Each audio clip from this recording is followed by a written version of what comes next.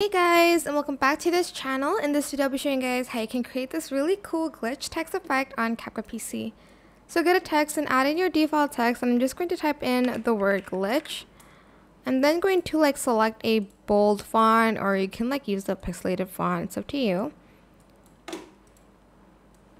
Right click, create compound clip, and you're going to go to effects here and you're going to search for glitch.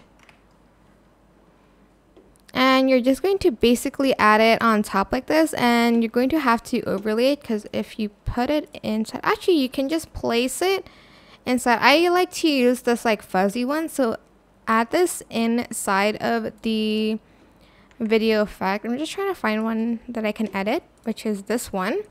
So to edit, just go to effects here and select the pencil button. You can adjust the lateral chromatic aberration, the strength, the speed, and etc, etc. You can use others, but this is the best glitch effect for it. I hope this tutorial was helpful for you guys.